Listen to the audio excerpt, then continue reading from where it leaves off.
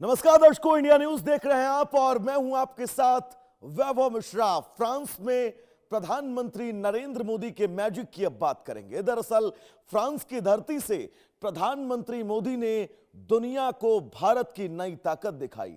एक ऐसा भारत जो सिर्फ दुनिया का बाजार नहीं बल्कि दुनिया का इनोवेशन हब बनने की तरफ बढ़ रहा है। भारत इनोवेट्स 2026 के मंच से पीएम मोदी ने स्टार्टअप, एआई, डीप टेक और डिजिटल इंडिया की ताकत का प्रदर्शन किया। वहीं दूसरी तरफ फ्रांस के साथ रक्षा, परमाणु ऊर्जा, अंतरिक्ष और अत्याधुनिक तकनीक को लेकर कई बड़े समझौते की जमीन भी तैयार की गई।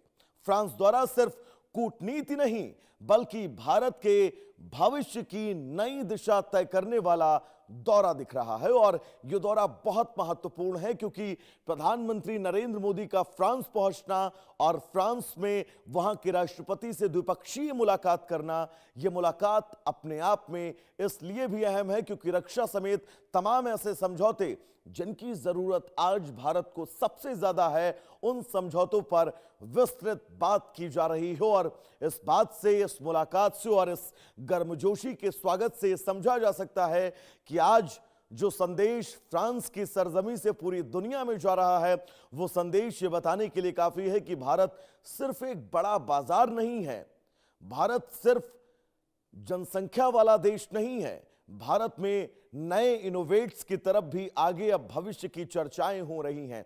कैसे एआई को और डेवलप किया जाए, कैसे रक्षा से जुड़े तमाम बातों को लेकर भारत मजबूती से दुनिया में अपनी धाक जमा सके, ये वो तमाम कारण हैं जिन कारणों के चलते प्रधानमंत्री नरेंद्र मोदी का फ्रांस का यह दौरा बहुत शानदार माना जा रहा है। और इस दौरे पर आज हर भारतीय की नजर है।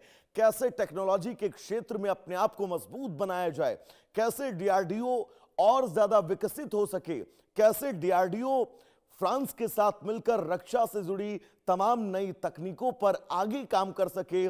बहुत सारे ऐसे मुद्दे जिन मुद्दों को लेकर प्रधानमंत्री नरेंद्र मोदी इस वक्त फ्रांस की धरती पर है। और यह तस्वीर इमैनुअल मैक्रो ने गर्मजोशी के साथ प्रधानमंत्री का स्वागत किया। प्रधानमंत्री के स्वागत के बाद प्रधानमंत्री नरेंद्र मोदी से उनकी मुलाकात और मुलाकात के बाद कई ऐतिहासिक स्थलों पर भी प्रधानमंत्री को लेकर गए और वहां से फ्रांस के इतिहास और फ्रांस को और बारीकी से समझाया। उसके बाद प्रधानमंत्री नरेंद्र मोदी और इमैनुअल मैक्रो इनोवेट्स में पहुंचे, जहां पर उद्घाटन प्रधानमंत्री ने इस सेरेमनी का किया और उस उद्घाटन ने भारत के लिए उन नए दरवाजों को खोला है जिन नए दरवाजों की दस्तक भारत में आने वाले भविष्य में हमेशा सुनाई देने वाली है।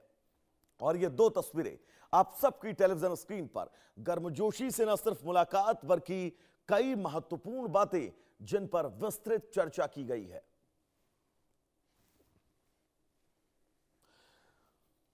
तो इस मुलाकात को लेकर क्या कुछ भारत के लिहाज से कहा जा सकता है, ये जानने के लिए हमारे साथ दो खास मेहमान जुड़े हुए हैं।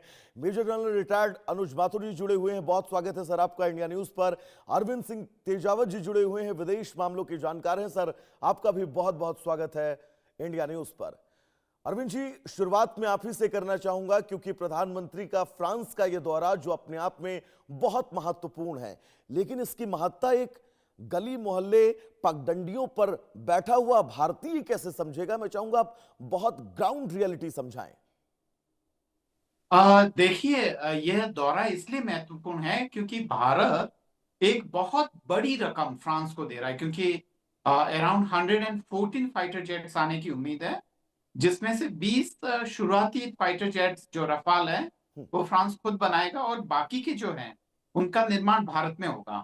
जब हम इतनी बड़ी खरीद कर रहे हैं, इसका मतलब समझिए कि हम हमारे बहुत सारे डेवलपमेंट प्रोजेक्ट्स में कटौती करके, जिसमें बच्चों का खाना है, गरीबी दूर करने के लिए अनेक योजनाएं हैं, उन सब में कटौती करके, क्योंकि हम राफाल खरीद रहे हैं और एक बड़ी मात्रा में ये सारा पैसा क्योंकि फ्रांस जाएगा और वो उस पैसों से वहां उस कंट्री का डेवलपमेंट करेंगे। इसलिए एक तरीके से भारत अपनी सुरक्षा की गारंटी लेकर अपने बहुत सारे सैक्रिफाइस करेगा। इसलिए ये दौरा बहुत ही महत्वपूर्ण है, पर इसमें कुछ खास बातें हमें ध्यान रखने की जरूरत है, क्योंकि इसको 4.5 जनरेशन का बोलते हैं। 4.5 जनरेशन जैसे कुछ होता नहीं है, पर हम इसलिए इसको बोल रहे हैं क्योंकि इसमें जो ईरान की टेक्नोलॉजी के जो रडार्स हैं वो लगाए जाएंगे, और खासकर हमारी जो ब्रह्मोस मिसाइल है वो इसमें स्थापित की जाएगी। और यही कारण है कि इसकी जो क्षमताएं हैं वो 4.5 जनरेशन जैसे स्टील जेट तक की आ जाएगी। पर जब ये डिलीवर होगा 2030 के अराउंड, उम्मीद है कि ये सारे राफाल डिलीवर हो चुके होंगे, तब तक तकनीकी भी और आगे बढ़ चुकी होगी और भारत को 5th जनरेशन के स्टील्थ विमानों की जरूरत होगी। ऐसी कंडीशन में जो कि इसके लिए खासकर एसयू कैटेगरी के जो SU-57 कैटेगरी के जो विमान हैं वो मुझे लगता है कि काफी ब्यूटीफुल होंगे हमारे सेना के लिए। और ये इस सीरीज के केवल दूसरे रूस को छोड़ दे तो दो और देश हैं, अमेरिका और चाइना। तो अगर हमें रक्षा के क्षेत्र में उसकी बराबरी करनी है तो हमें प्री प्लान करना होगा। तब तक ये राफाल है उसमें भी बहुत सारे परिवर्तन करने होंगे। इसलिए जरूर है, खासकर जो कोडिंग की बात होती है कि खासकर ऑपरेशन सिंदूर के समय फ्रांस ने वह शेयर करने से मना कर दिया था, तो यह भी अपने आप में है। एक अच्छी खबर यह है कि ये इन राफाल का निर्माण भारत में होने से बहुत कम मात्रा में रोजगार का सृजन तो होगा, उसका कुछ आंशिक फायदा तो होगा, पर असली मजा तब आएगा जब तकनीकी का पूर्ण हस्तांतरण हो, कंजूसी करके ना हो कि हाँ आपको ये बताएंगे और नहीं बताएंगे। पर क्योंकि निर्माण में भारत में होगा तो भारत चोरी छुपे उस तकनीकी को चुरा भी सकता है, उसकी संभावना से इनकार नहीं किया जा सकता है। तो जब भी हम ये डील करें तो मुझे लगता है कि मोदी साहब के मन में भारत की जनता भी होगी और ये तमाम सवालात होंगे, तो हम राष्ट्र हितों को कैसे बढ़ाते हैं ये मायने रखेगा। जी माथुर साहब, आपसे मैं सवाल ये करना चाहूंगा, रक्षा के क्षेत्र में इस मुलाकात को कितना महत्वपूर्ण और कितना मजबूत माना जाए? देखिए जय हिंद। फ्रांस, मेरे जनरल साहब प्लीज। जी बोलिएगा। मेरे से सवाल क्या है वैभव? माथुर साहब बोलिएगा। जयवर साहब हाँ, सवाल किससे ओके। हैं, जनरल साहब से है ना? जी माथुर साहब से मैं हाँ पूछ रहा हूँ। हाँ जी हाँ जी हाँ जी वैभव सर कैसे हैं थोड़ा सर? सा कंफ्यूजन हुआ हाँ, है। नहीं जी नहीं सर जी sir Arvind ji, thank you very much. जय हिंद जी सर। वैभव। देखिए देखिए क्या है कि भारतवर्ष को एक चीज हमको देखने समझने की जरूरत है कि हमारे जो ऑपरेशन सिंदूर था उससे क्या क्या हमारे पास साफ टेक अवेज निकल करके आए और उसके लेसन्स क्या क्या निकल करके आए। देखिए हमारे को आवश्यकता है, आप देखिए जिस प्रकार से जो वॉरफेयर का सिस्टम पूरी दुनिया में बदल रहा है, और आज warfare AI enabled drone missile force और एयर फोर्स के मार्फत किया जाता है मेनली। हालांकि आज भी जो लीवरेज है वो ट्रूप्स ऑन ग्राउंड ही आपको दे पाएंगे, लेकिन फिर भी अधिकतर युद्ध जो है वो इस प्रकार से किया जाता है। तो इस ऑपरेशन सिंदूर के बाद ये बात बिल्कुल साफ तौर पे निकल करके आई थी कि हमको एक 5th generation stealth fighter jet की आवश्यकता है, पहली बात। दूसरा, एक AI enabled drone missile force की आवश्यकता है। तो मुझे लगता है कि ये दोनों चीजों की हमको इन चीजों को तीन तरीके से लेना पड़ेगा। इमीडिएट रिक्वायरमेंट जो है वो हमको लेनी पड़ेगी, फिर एक मिड टर्म रिक्वायरमेंट्स लेंगे, और इन लॉन्ग टर्म में हम इसको अपने आप बनाएंगे। हमारा अपना 5th generation stealth fighter jet काफी एडवांस स्टेजेस में है और वो भी बन करके पूरा होने की कगार पर है। तो मुझे लगता है कि हम इस चीज को पूरा करके एक बहुत अच्छी सुदृढ़ अपनी रक्षा नीति को और रक्षा जो तैयारी को पूरा कर पाएंगे। लेकिन समय बहुत इंपॉर्टेंट है, बिकॉज ऑलरेडी हमारे पास काफी फाइटर स्क्वाड्रन्स की कमी है, और जितना ये डिले होगा या जितना लेट आएगा तो उतना क्या होता है कि पुराने जो जहाज हैं वो धीरे धीरे करके वेयर आउट हो जाते हैं और वो निकल जाते हैं बाहर। तो आवश्यकता बिल्कुल है और ये एक बहुत इंपॉर्टेंट डील है। इसके अलावा जो जो देखिए ये जो फ्रांस का दौरा है प्रधानमंत्री का, वो 2-3 चीजें और इंपॉर्टेंट उनसे उससे निकल करके आती हैं। अभी तक ना भारतवर्ष का जो जो इम्प्रेशन लोगों को था, और जिस प्रकार के देश भारत को मानते थे लोग कि टेक्नोलॉजी, इस प्रकार की तकनीक भारत में संभव ही नहीं है, हो सकती है, उसका हमने प्रदर्शन करके दिखाया था। और आज जिस प्रकार से हमने इनोवेशन के ऊपर एक बहुत जबरदस्त जोर दे करके, और हम ये अपने स्टार्टअप्स की एक बहुत बड़ी ताकत स्टार्टअप्स की भारतवर्ष बन चुका है। और ये जो इनोवेशन भारत इनोवेशन का अभी उद्घाटन हुआ है वो मेरे ख्याल से एक बहुत बड़ा स्टेटमेंट है, क्योंकि हम केवल इसके यूजर नहीं हैं, केवल इस तकनीक के और इन चीजों के कंज्यूमर्स नहीं हैं, हम नेट प्रोवाइडर्स हैं। हम इस चीज को दुनिया को ला करके दे रहे हैं। और जो भारत का युवा माइंड है, यंग माइंड इंडिया का, वो यंग माइंड मानवता की सेवा को ध्यान में रखते हुए जो क्लीन और इसको ध्यान में रखते हुए इस राह पर चल रहा है। और हम ये काफी बेहतर तरीके से काम कर रहे हैं, पूरी दुनिया इस बात को समझती है। अब जहां तक सवाल हमारे बाइलेटरल रिलेशनशिप्स का है, देखिए भारत अब एक चीज बिल्कुल साफ हो गई है कि आज का विश्व यूनिपोलर या बाइपोलर विश्व नहीं रहा है।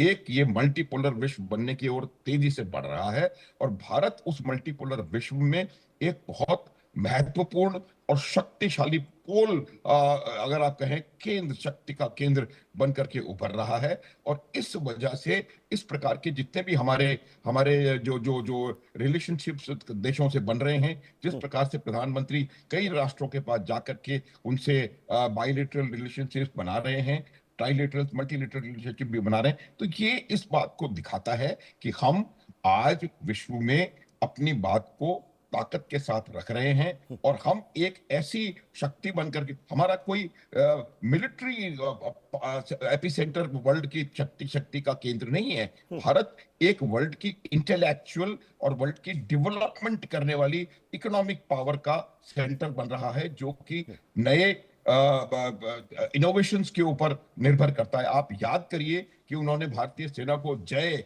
का नारा दिया था, जॉइंटनेस, आत्मनिर्भरता और इनोवेशन। तो मुझे लगता है कि उस दिशा में हम बहुत तेजी से बढ़ रहे हैं, और इन इनिशिएटिव्स को आगे बनाए रखने की आवश्यकता है, क्योंकि इससे जो जो जो ये जो एक्सचेंज होता है किसी चीज का, तो आपका जो आउटपुट है वो हमेशा ज्यादा निकल करके आता है। वैभव, मसला लौटेंगे आपके पास। अरविंद जी, फ्रांस में प्रधानमंत्री नरेंद्र मोदी का दौरा G7 से ठीक पहले, और G7 में यह मौका होगा जब डोनाल्ड ट्रंप और प्रधानमंत्री नरेंद्र मोदी बहुत दिनों बाद, महीनों बाद आमने सामने होंगे। और इन महीनों में कितनी स्थितियां बदली ये पूरे विश्व ने देखा।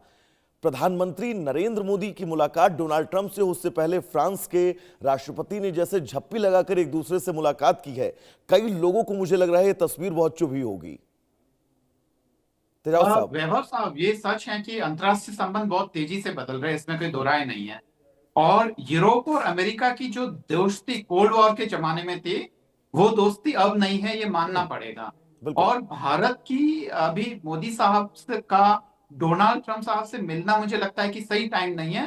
खासकर मार्को रूबियो भारत के खिलाफ स्टेटमेंट दे रहे हैं, और वो जो भारत के 3 सेलर्स मारे गए, हालांकि ये अलग बात है कि एक छोटा सा देश है पलाऊ नाम का, उसका वो वेसल था, पर उसके बावजूद जो मरने वाले लोग थे वो इंडियन थे। भारतीय जो फॉरेन मिनिस्टर है, उन्होंने काफी सख्ती से वहां के जो डेप्यूटी एम्बेसडर को बुला के उन्होंने विरोध दर्ज कराया था।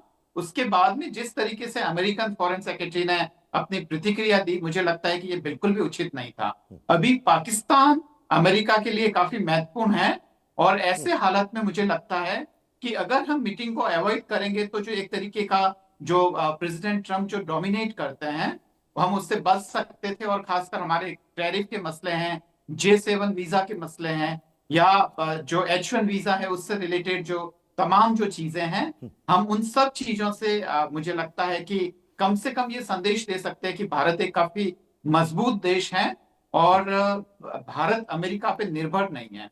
पर अगर अभी मुलाकात होती है, तो मुझे लगता है कि कहीं ना कहीं संदेश एक गलत जा सकता है। पर देखते हैं कि मुलाकात में क्या होता है। इस सवाल पर माथुर साहब क्या कहते हैं, इनका भी रिएक्शन जानना बहुत जरूरी है। सर, G7 में मुलाकात, दोनों आमने सामने बड़े महीनों बाद। जी बोलेगा। हाँ, देखिए वैभव, मैं आपको एक बात बताऊं, मैं अरविंद जी का बहुत सम्मान करता हूं मैं, लेकिन एक बात मुझे लगता है कि भारत अमेरिका के जो रिश्ते हैं, भारत ने अमेरिका को सही स्थान कई दफा दिखा दिया गया है, और भारत जो है वो किसी भी प्रकार से एक लोअर पेडेस्टल से अमेरिका से बातचीत नहीं करेगा। तो मुझे लगता है कि अमेरिका के राष्ट्रपति अगर बात करना चाहते हैं, तो उनसे बात करने में कोई हर्ज नहीं होना चाहिए। और लेकिन उस बात को किस प्रकार से किया जाएगा, क्या पोजीशन ऑफ स्ट्रेंथ आप लेकर के चलते हैं और किस तरीके से आप वहां पर अपनी बात को मजबूती के साथ रखते हैं। देखिए वैभव, एक बात बिल्कुल निश्चित है, मैं अक्सर कहा करता हूं ये बात, कि आज परिस्थिति ये है कि America needs India more than what India needs America. ये अमेरिका भी जानता है, हम भी जानते हैं, दुनिया जानती है। अमेरिका को भारत की आवश्यकता है, हर प्रकार से आवश्यकता है। बिल्कुल। इकोनॉमिकली उसको भारत का मार्केट चाहिए, उसको भारत स्ट्रेटेजिकली चाहिए, उसको चीन को काउंटर करने के लिए क्वाड में भारत चाहिए, उसको चीन को, बिकॉज आफ्टर ऑल जो सुपर पावर रिवेलरी है वैभव, वो सुपर पावर रिवेलरी आज भी चीन और अमेरिका के मध्य में है।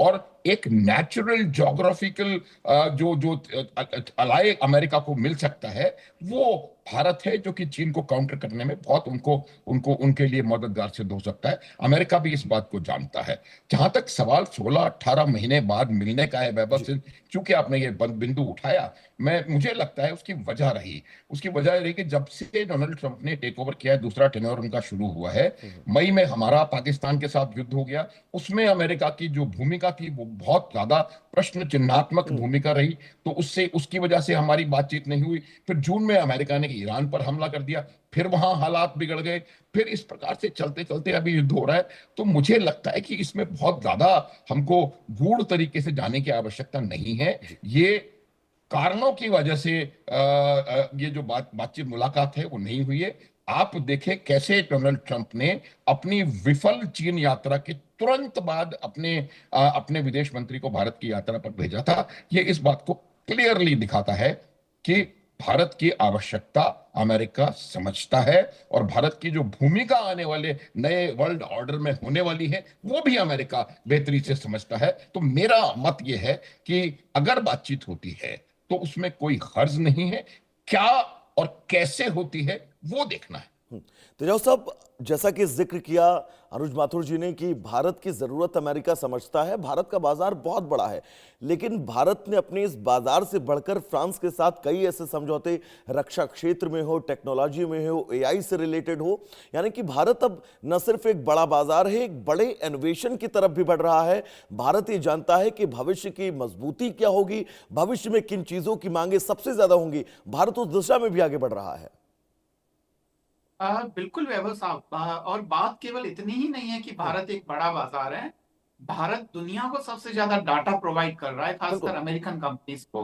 अगर आप टॉप 10 अमेरिकन कंपनीज की बात करें तो वो केवल भारत के दम पर ही अपना इतना बड़ा डाटा साम्राज्य खड़ा कर पा रही है। इसके अलावा भारत स्किल लेबरर्स पूरी दुनिया में सबसे ज्यादा कर रहा है, खासकर हमारे यहाँ के इंजीनियर्स, डॉक्टर्स। भारत में अनस्किल्ड जो लेबरर्स हैं वो भी काफी बड़ी मात्रा में हैं और वो उत्पादन में काफी महत्वपूर्ण भूमिका निभा सकते हैं। पर बात यह कि इन सारी ताकतों को चैनलाइज करने की जरूरत है। अगर हमारे यहाँ के युवाओं के पास रोजगार नहीं है तो उस एनर्जी का इस्तेमाल नहीं होगा। अगर डाटा पे हम सेंसरशिप नहीं लगाएंगे और हम अमेरिका को ऐसे ही देते रहेंगे तो अमेरिका हमारी कीमत नहीं समझ पाएगा। तो बिल्कुल माथुर साहब से एग्री होना पड़ेगा, क्योंकि चीज अच्छी थी या बुरी थी ये तो बातचीत करने के बाद ही पता चलेगा। तो एक बार बातचीत तो शुरू होनी चाहिए, पर एजेंडा आइटम अगर पहले से निर्धारित हो जाए और उस पर अगर पहले से बात कर ले, और एक डेडलाइन, और एक डेडलाइन में एक कहना चाहिए कि जो एक लिमिट लाइन है अगर हम तय कर लें तो मुझे लगता है कि भारत के लिए काफी तेज होगा। इसमें सबसे अच्छी खबर यह है कि यूरोपियन यूनियन के बहुत सारे जो बड़े ताकतवर देश हैं वो भारत के पक्ष में नजर आते हैं, क्योंकि ग्रीनलैंड वाले मसले पर अमेरिका ने जिस तरीके से धोखा दिया है और खासकर ईरान वाले मसले पर नेटो कंट्रीज के बीच में जो विभेद सामने आए हैं, ऐसे में यूरोप के लिए जो भारत की इंपोर्टेंस है वो काफी बढ़ गई है।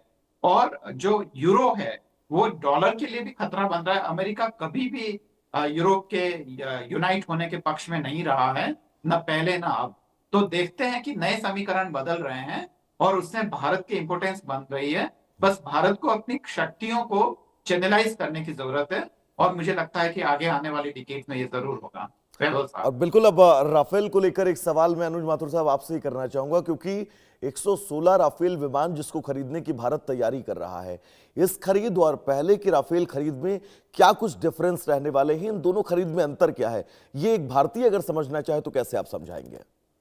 देखिए जो राफेल, ये जो डील होने वाली है राफेल की, वो जी। उसके भी दो दो हिस्से हैं। एक हम मरीन वर्जन राफेल का ले रहे हैं जो कि हमारी नौसेना के लिए होगा, और बाकी राफेल जो हैं वो वायुसेना के लिए लिए जाएंगे।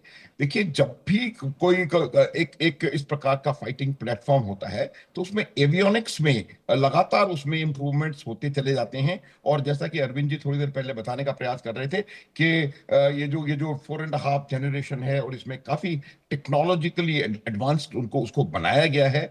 और सबसे ज्यादा इंपॉर्टेंट चीज जो है वो उसमें यह है, एक तो टेक्नोलॉजी टीओटी बहुत इंपॉर्टेंट है। दूसरा यह है कि जो भारत के इंडिजिनसली डेवलप्ड वेपन सिस्टम्स हैं, उन वेपन सिस्टम्स को इन फाइटर जेट्स के ऊपर माउंट करने की फैसिलिटी करनी पड़ेगी। मैं आपको छोटा सा उदाहरण दे सकता हूं कि जब 1999 का युद्ध हुआ था कारगिल का, तो उस समय हमें बड़ी परेशानी आई थी कि जो हमारे जेट्स थे उनके ऊपर जो हमारी मिसाइल्स थी उनको हम किसी प्रकार माउंट नहीं कर पा रहे थे, और काफी समय उसमें जाया हुआ था। तो उस प्रकार से जो हमारे अपने इंडिजिनसली डेवलप्ड वेपन सिस्टम है, उनके साथ कंपैटिबिलिटी और उनको उनको उनको जी बोलिएगा। मेरे से कहा आपने कुछ? नहीं नहीं, बोलिएगा, आप अपनी बात पूरी हाँ, करिएगा। हाँ, तो उनको उनको उसमें से माउंट करने की जो जो फैसिलिटी है वो यहाँ पर होगी। जो इन पहला लॉट आएगा वो पुराने वाले लॉट से कोई बहुत ज्यादा भिन्न नहीं होगा, लेकिन जो हम यहाँ पर डेवलप करेंगे अपने आप, उसको हम अपनी रिक्वायरमेंट के अनुसार, अपनी कंडीशंस को सूट करता हुआ उस जहाज को हम आगे बनाएंगे। तो मुझे लगता है कि ये डील अगर होती है तो एक बहुत बेहतरीन डील रहेगी, और भारत की जो वायुसेना है और नौसेना है, दोनों की रिक्वायरमेंट्स को आंशिक रूप से, ये निश्चित रूप से इसको पूरा करने में सक्षम रहेगी, समर्थ रहेगी। तेजाब साहब, प्रधानमंत्री नरेंद्र मोदी का फ्रांस का ये दौरा G7 से ठीक पहले, ये सिर्फ संयोग कहा जाए या फिर इसके आगे पीछे भी कोई कहानी हो सकती है? आप चीजों को बारीकी से समझते हैं, इसलिए मैं आपसे सवाल पूछ रहा हूं। तेजाब साहब। जी वैभव साहब, अंतर्राष्ट्रीय राजनीति में केवल सहयोग, केवल ऊपर से कहने की बात होती है, बाकी इसके पीछे कड़े राष्ट्रीय हित होते हैं। और अगर कड़े राष्ट्रीय हितों को और ज्यादा बारीकी से समझे तो कहना चाहिए कि जो ताकतवर लोग हैं और जो ताकतवर जो कॉर्पोरेट्स हैं, उनका काफी दबाव और प्रेशर होता है। जैसे कि एक उदाहरण देता हूं, इसको बहुत ज्यादा गहराई से लेने की जरूरत नहीं है, पर मोटा मोटी समझे कि अगर किसी सरकार पे भारत के संबंध में अगर उद्योगपतियों का अधिक दबाव है, तो भारत और अमेरिका के संबंध ज्यादा बेहतरी की ओर बढ़ेंगे, क्योंकि भारत का जो 1/5 एक्सपोर्ट होता है वो यूनाइटेड स्टेट को होता है। तो ऐसे में जो वहां पे उद्योगपति है ना, ऐसे में उद्योगपति जो है वो दरअसल उसका दबाव रहेगा। पर अगर वही सरकार का अगर जो खासकर कहना चाहिए कि कूटनीतिकों की अगर लॉबी जब जब मजबूत होती है, तो भारत और रूस और उसके संबंध ज्यादा बेहतर रहते हैं। ठीक वही हकीकत दूसरे देशों के मामले में भी है। तो राष्ट्रहित के नाम पर वहां के जो ताकतवर जो कॉर्पोरेट्स हैं, वो इन सारे संबंधों को और खासकर बहुत सारी नीतियों को निर्धारित करते हैं। हालांकि इसमें खराब बात नहीं है, क्योंकि आखिर में जब देश में ओवरऑल उन्नति की बात होती है, तो उन्हीं उद्योगपतियों के जरिए ही रोजगार का सृजन होता है। देश की जब अर्थव्यवस्था को गति मिलनी होती है, तो उन्हीं उद्योगपतियों के जरिए गति मिलनी होती है। तो इनमें बहुत सारा कॉम्प्लिकेशंस होता है, जो मुझे लगता है कि जब हम चीजों को बहुत गहराई से समझते हैं तो वो सच निकल कर सामने आता है। जी वैभव साहब। माथुर साहब, एक तस्वीर हम लगातार अपने दर्शकों को दिखा रहे हैं, आप भी वो तस्वीर देख पा रहे हैं इस वक्त? प्रधानमंत्री नरेंद्र मोदी और इमैनुअल मैक्रो साथ में मौजूद हैं और वो कोई जगह जो है विजिट करवा रहे हैं। अगर उस जगह के बारे में आप कुछ जानते हो तो थोड़ा सा एक्सप्लेन करिएगा। अब मैं बहुत ज्यादा इस जगह के बारे में अनफॉर्चुनेटली नहीं जानता हूं, लेकिन मेरा ये कहना है कि जो जिस प्रकार की उनकी बॉडी लैंग्वेज है दोनों की, और जिस तरीके से वो वहां पर जा रहे हैं, तो वो एक बहुत पॉजिटिव साइन जो है वो पूरी दुनिया को हम मैसेज जा रहा है। और ये मानना पड़ेगा हमको कि हम ये देखिए, हम थोड़ी देर पहले बात कर रहे थे कि मात्र एक संयोग है, या कोई संयोग नहीं होता है। इस प्रकार की प्रधानमंत्रियों की जो विजिट्स होती हैं वो काफी पहले से प्लान्ड होती हैं, और शायद इस बात को ध्यान में रखा गया होगा क्योंकि यहाँ पर वहां मीटिंग होने वाली है तो उस समय। लेकिन ये एक इंडिपेंडेंट विजिट है, और ये चूंकि फ्रांस G7 का हिस्सा है, तो हो सकता है कुछ बिंदु जो हैं इसमें आपस में बातचीत के उसके हिसाब से पता लगाया जाए। लेकिन जो मैसेज है वो बिल्कुल क्लियर है कि आज भारत की जो महत्ता है, भारत का महत्व वो बढ़ रहा है। भारत की रिक्वायरमेंट यूरोप को भी समझ में आ रही है, भारत की रिक्वायरमेंट अमेरिका को भी समझ में आ रही है, और भारत की रिक्वायरमेंट जो कॉड के जो, अब आपको मैं बताऊं कि ऑस्ट्रेलिया और जापान और फिलीपींस, इस प्रकार के देश भी कहीं ना कहीं चाहते हैं कि वो भारत के साथ एक पार्टनरशिप करें। तो ये जो जो जो परिवर्तित आप माहौल विश्व का देख रहे हैं, उसके लिए ये बहुत महत्वपूर्ण सिग्नल है, और ये बहुत बहुत साइन जा रहा है। तेजाब साहब, एक खबर, आपने एक आंकड़ा और सुना होगा, रूस से तेल खरीद को लेकर भारत ने सभी पिछले रिकॉर्ड तोड़ दिए हैं।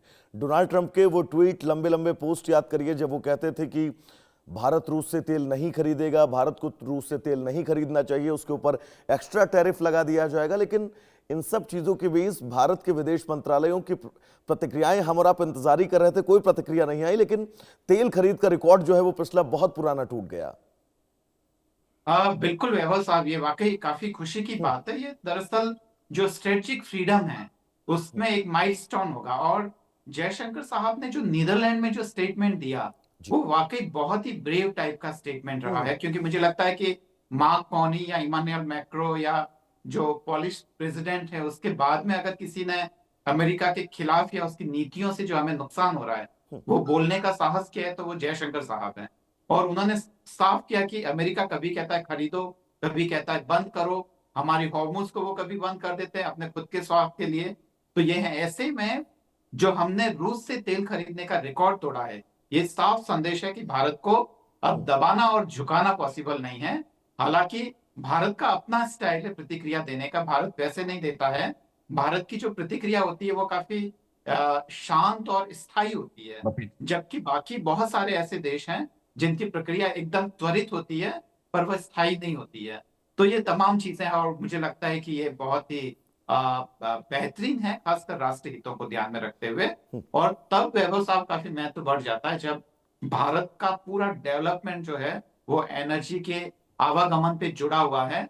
अगर ठीक से पेट्रोलियम नहीं होगा, क्योंकि भारत का जो 80 से 90% जो डिपेंडेबिलिटी है वो इस पुराने पेट्रोलियम पर है, क्योंकि जो नए वाले स्रोत हैं वो अभी हमें डेवलप करने हैं। और उससे बहुत सारे हमारे उद्योगपतियों का भी काफी बड़ा हाथ है, जिसके लिए मुझे लगता है कि देश को उनका धन्यवाद देना चाहिए। और भारत बहुत ही मजबूती से आगे बढ़ रहा है। वाकई आप बिल्कुल सच कह रहे हैं वैभव साहब।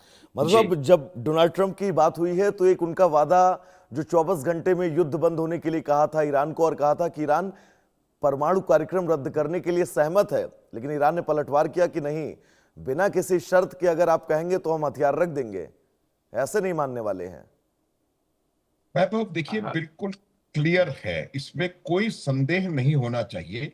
देखिए, अगर ईरान आज परमाणु के विषय में कॉम्प्रोमाइज करता है, हॉर्मुज पर कॉम्प्रोमाइज करता है, मिसाइल ड्रोन प्रोग्राम पे कॉम्प्रोमाइज करता है, और प्रॉक्सीज के मामले में कॉम्प्रोमाइज करता है, तो वो अपने देशवासियों को क्या बोलेगा कि आपने युद्ध शुरू क्यों किया? अगर आपको यही करना था तो ये आप 27 फरवरी को कर सकते थे। इसके लिए जरूरी था कि आप आधा देश तबाह करवाएंगे? देखिए, ये बात बिल्कुल क्लियर है, ईरान के लिए ये संभव नहीं है। ईरान की ना तो पॉलिटिकल लीडरशिप के लिए संभव है, ना IRGC के लिए संभव है कि किसी भी प्रकार का एक, आप देखिए ऑलरेडी ईरान में प्रदर्शन चालू हो गए हैं। किसी भी प्रकार के समझौते के खिलाफ जनता बाहर निकल के लाखों की तादाद में बाहर निकल करके आई हुई है, और वो इस समझौते का विरोध कर रहे हैं। तो ये बात हमको माननी पड़ेगी कि किसी भी कीमत पर ईरान जो है इन 2-3 कोर इश्यूज में कोई मेजर कॉम्प्रोमाइजेस नहीं करेगा। और अगर वो ये कॉम्प्रोमाइजेस नहीं करता है और फिर भी समझौता होता है, तो वो मैं समझूंगा कि ट्रंप का सरेंडर है।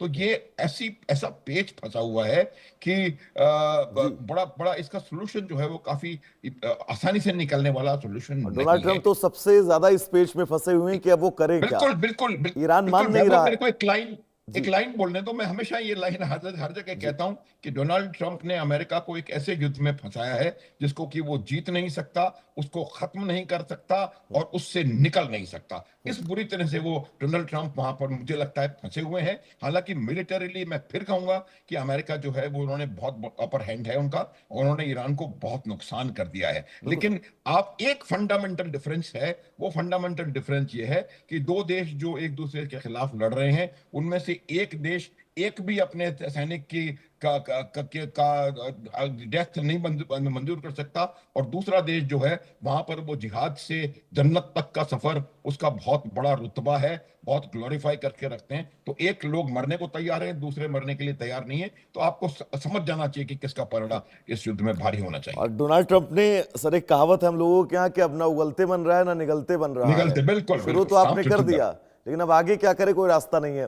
तेजाब साहब, G7 का इस समय होना, जब वैश्विक परिप्रेक्ष्य में कई युद्धों को दुनिया देख रही है और कई ऐसे युद्ध हैं जो लगातार पिछले 4 साल से ज्यादा वक्त से चल रहे हैं, इस बीच में इस G7 से क्या कुछ कोई रास्ता निकलकर सामने आ सकता है जिस रास्ते से दुनिया दोबारा शांति की ओर आगे अग्रसर हो, या फिर G7 भी सिर्फ और सिर्फ वैचारिक तौर पर बस हवाई बातें हैं? जी वैभव साहब, इसको ऐसे समझना चाहिए कि G7 का जो इतिहास रहा है, ये मूलतः G7 की जो स्थापना हुई है वो आर्थिक मामलों को लेकर हुई है। हालांकि कुछ बातचीत तो सर राजनीतिक इस पर मामलों भी की होगी। चर्चा, जी बिल्कुल, तो राजनीतिक मामलों की चर्चा वहां जरूर होती है, बिल्कुल आप ठीक कह रहे हैं, पर मूलतः उनका ध्यान आर्थिक चीजों पे केंद्रित रहता है। और पॉलिटिकल तो ऐसे में मुझे लगता नहीं कि G7 अमेरिका के बिल्कुल ही खिलाफ जाके, क्योंकि अगर G7 का टोटलिटी में अगर इंटरेस्ट देखें तो वो ईरान के खिलाफ पड़ते हैं। तो ऐसे में वह ऐसा कोई भी स्टेटमेंट, जॉइंट स्टेटमेंट, या कि आखिर में कोई डिक्लेरेशन या कोई घोषणा पत्र अगर वहां से निकलता है, तो मुझे लगता नहीं कि वह ईरान या अमेरिका के मामले में कोई खास स्पष्ट टिप्पणी के रूप में होगा। तो हमें यह चीज काफी गौर से देखनी होगी।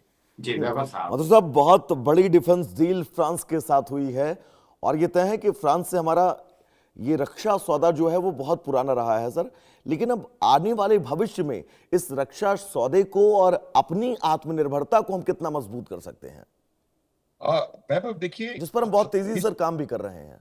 हाँ बिल्कुल बिल्कुल, मैं यही कह रहा हूं कि देखिए, किसी भी आपको रक्षा जो आपकी अपनी तैयारी है डिफेंस प्रिपेयर्डनेस के लिए, एक फंडामेंटल रिक्वायरमेंट है, और वो फंडामेंटल रिक्वायरमेंट है आत्मनिर्भरता। अगर आप किसी के ऊपर निर्भर हैं, उसके देखिए 2-3 असर होते हैं उसका। जो आपका आर्थिक रूप से असर होता है, आप पैसे देकर खरीद रहे हैं, फॉरेन करेंसी में सामान इतना महंगा प्लेटफॉर्म से आप खरीद रहे हैं, वो तो है ही।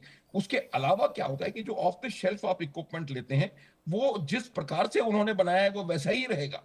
उसको आप मॉडिफाई कैसे करेंगे? नहीं कर सकते, आपकी जो रिक्वायरमेंट को सूट करते हुए। जबकि अगर आप स्वयं उसको डेवलप कर रहे हैं, तो आपके जो रक्षा विशेषज्ञ हैं उसके पूरे डेवलपमेंटल प्रोसेस में लगातार साथ में लगे रहते हैं, और उनको ये पता रहता है कि आपकी रिक्वायरमेंट क्या है और किस प्रकार से उस चीज का डेवलपमेंट करना पड़ता है। 2, और तीसरा जो है वो बहुत इंपॉर्टेंट पहलू है।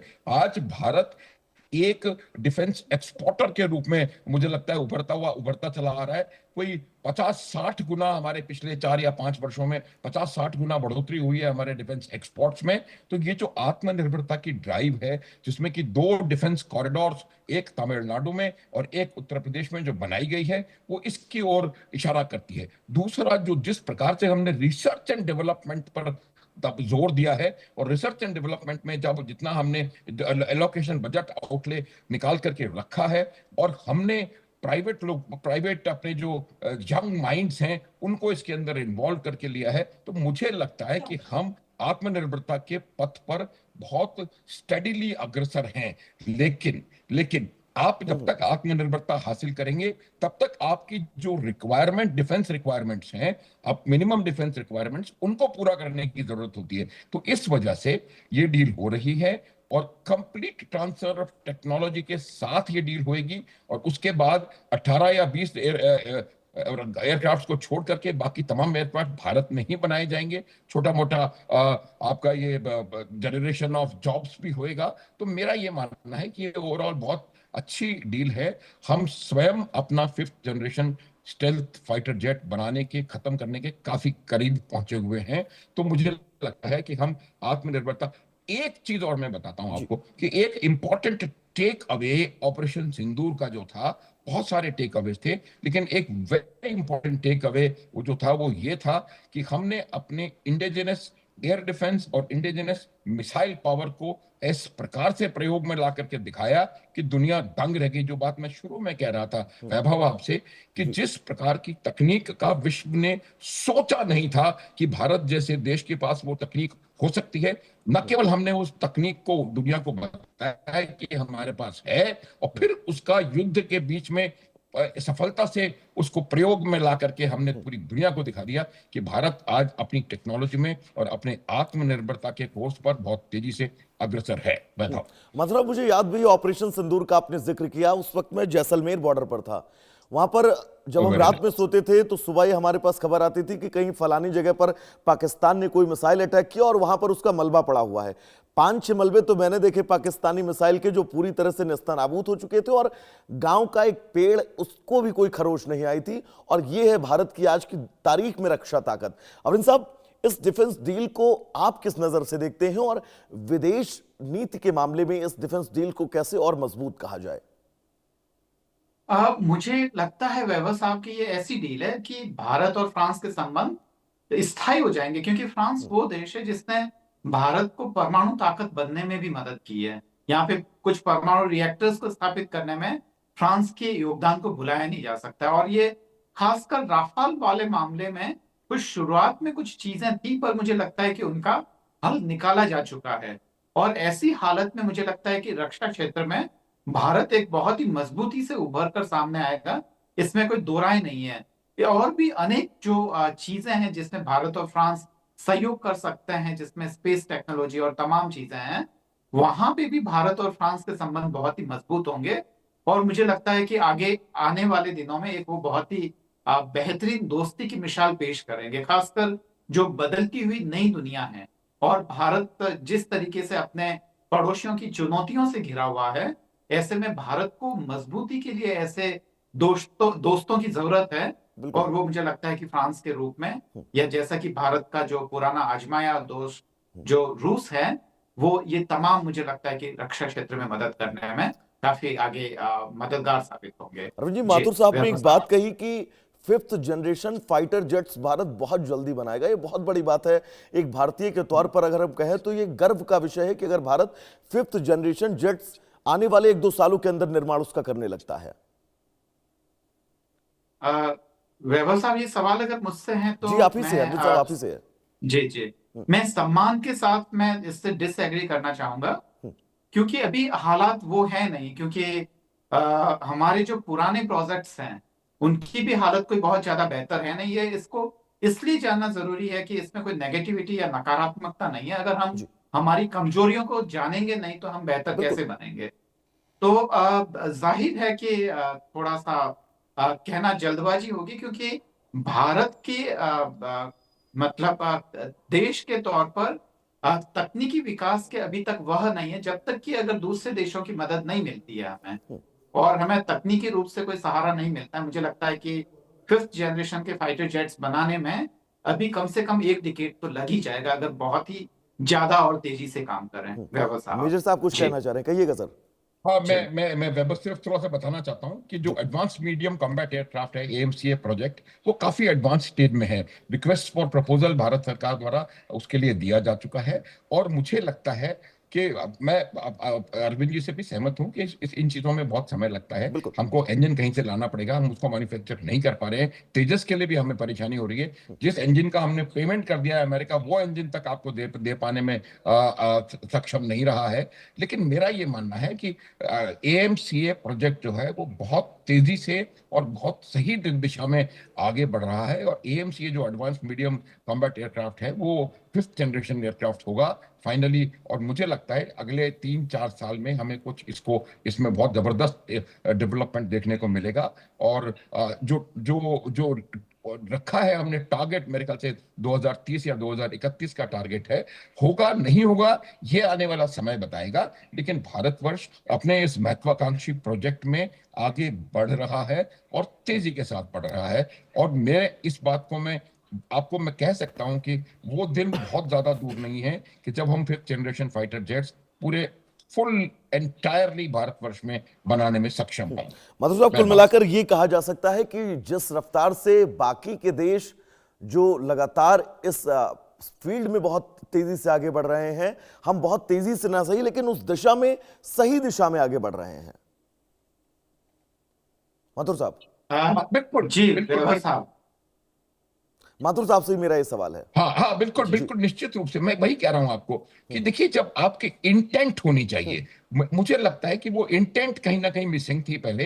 हम नहीं वजह वजह में नहीं जाना चाहते, कोई किसी का भारत के या राजनीतिक डिस्कशन नहीं है, लेकिन मेरा ये मानना है कि जिस इंटेंट को जो दिशा और दशा मिली है पिछले 10-12 वर्षों में, वो एक टोटल डिफरेंट प्लेटफॉर्म पे हम जा रहे हैं। ये देखिए, बार बार मैं इस चीज का आपको क्या कह रहा हूं कि जो डिफेंस कॉरिडोर्स तैयार किए जा रहे हैं, वहां पर नए नए ब्रह्मोस का एक नया यूनिट जो है, प्रोडक्शन यूनिट जो है उत्तर प्रदेश में लग चुका है, और ये बहुत सोच समझ करके हमने इन चीजों पर आगे काम करना शुरू किया है।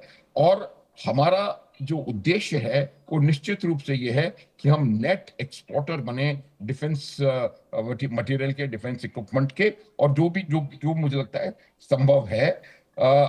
ये जो कॉम्बैट एयरक्राफ्ट की मैं बात कर रहा हूं, इसकी कई स्टेजेस होंगी, और आप ये मान के चलिए कि हम बहुत अच्छे तरीके से हमारे एरोनॉटिक्स वाले इसमें आगे बढ़ रहे हैं।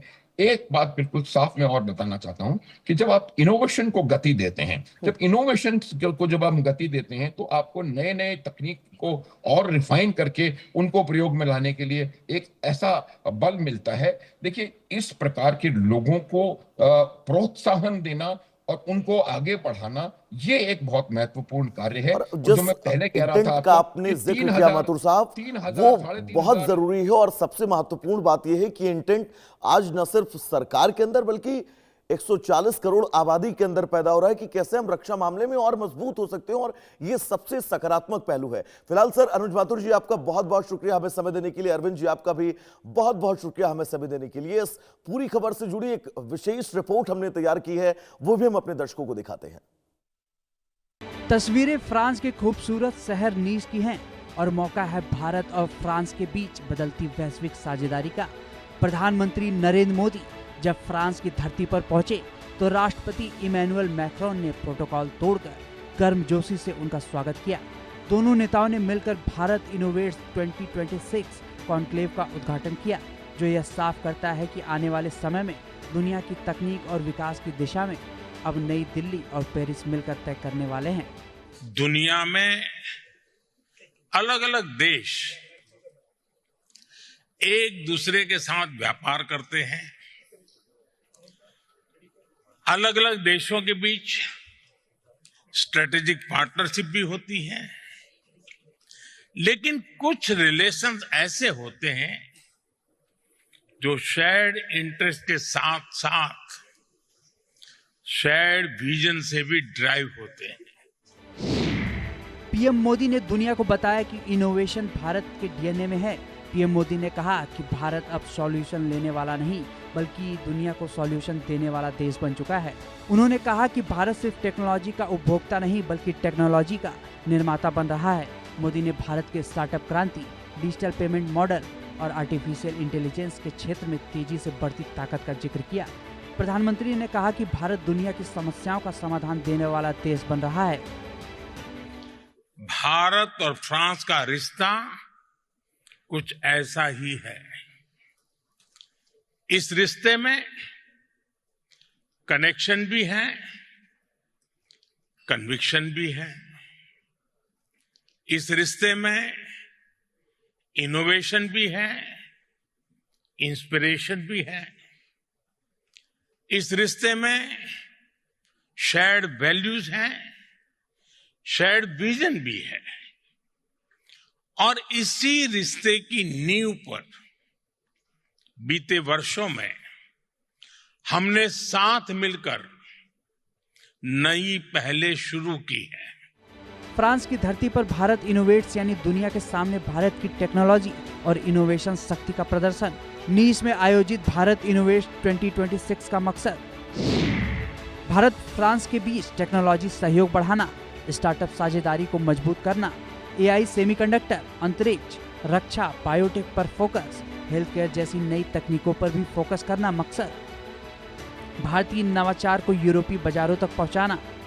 इस पूरे शो की असली जान है भारत के वो युवा जो अपने नए नए आइडियाज से पूरी दुनिया को हैरान कर रहे हैं। भारत फ्रांस इनोवेशन वर्ल्ड के मंच पर 120 से ज्यादा देसी स्टार्टअप्स और डीप टेक इनोवेटर्स ने अपनी ताकत दिखाई है। पीएम मोदी ने साफ कर दिया कि भारत अब सिर्फ एक बड़ा बाजार नहीं है, बल्कि वो दुनिया को नए समाधान देने वाला सबसे बड़ा इकोनॉमिक हब बन चुका है। चाहे इंटरनेशनल सोलर अलायंस हो, एआई से जुड़े संवाद हो, सिक्योरिटी से लेकर सस्टेनेबिलिटी तक हमारी साझेदारी हो, यानी ह्यूमैनिटी से जुड़ी चुनौतियों का सॉल्यूशन देना, हम दोनों देश हमेशा मिलकर चले हैं। फ्रांस के राष्ट्रपति इमैनुअल मैक्रों ने भी भारत की इनोवेशन यानी नई चीजें सोचने और बनाने वाले देश के तौर पर तारीफ की। राष्ट्रपति मैक्रों ने कहा, रिसर्च इनोवेशन तकनीकी विकास में दुनिया का नेतृत्व कर रहा भारत में हर साल यूरोप अमेरिका से अधिक इंजीनियर तैयार कर रहा। भारत और फ्रांस खुले बहुभाषी और सहयोगी एआई मॉडल के पक्षधर। नागरिक परमाणु ऊर्जा क्षेत्र में दोनों देशों के बीच सहयोग की बड़ी संभावना है। SMR जैसी नई परमाणु तकनीकों में भी साथ काम कर सकते हैं दोनों देश। प्रधानमंत्री मोदी का फ्रांस दौरा डिफेंस और सिक्योरिटी को लेकर भी अहम है। भारत और फ्रांस का रक्षा संबंध अब केवल हथियार खरीदने और बेचने तक सीमित नहीं है। मेक इन इंडिया के तहत अब दोनों देश मिलकर ऐसे खतरनाक और आधुनिक हथियार देश में ही बना रहे हैं जो हिंद महासागर में चीन की हर दादागिरी का माकूल जवाब देंगे। दोनों देशों की इस मारक क्षमता को इन बड़े समझौतों से समझा जा सकता है। 2016 में भारतीय वायुसेना के लिए 36 राफेल विमानों की डील करीब 59,000 करोड़ रुपए की हुई थी डील। सभी 36 राफेल विमानों की हो चुकी है डिलीवरी। भारतीय वायुसेना के बेड़े में शामिल है 36 राफेल। 2025-26 राफेल मरीन जेट्स का सौदा करीब 63,000 करोड़ रुपए की डील 2028 तक भारतीय नौसेना के बेड़े में शामिल होंगे। फ्रांस लंबे समय से भारत का भरोसेमंद रणनीतिक साझेदार रहा है। रूस यूक्रेन युद्ध और वैश्विक अस्थिरता के दौर में दोनों देशों के रिश्तों का महत्व और बढ़ गया है। यही वजह है कि मोदी और मैक्रोन की मुलाकात को सिर्फ द्विपक्षीय बैठक नहीं बल्कि भविष्य की रणनीतिक साझेदारी के रोड मैप के रूप में देखा जा रहा है। फ्रांस में प्रधानमंत्री मोदी का दौरा सिर्फ कूटनीतिक मुलाकातों तक सीमित नहीं है। चर्चा उस मदर ऑफ ऑल डील्स की भी है जो भारत और फ्रांस के रिश्तों को नई ऊंचाइयों पर ले जा सकती है। रक्षा, artificial intelligence, nuclear energy, space technology और निवेश के मोर्चे पर दोनों देश बड़े समझौते की दिशा में। तो चलिए उस बीच आगे बढ़ेंगे। एक बड़ी खबर आपको बता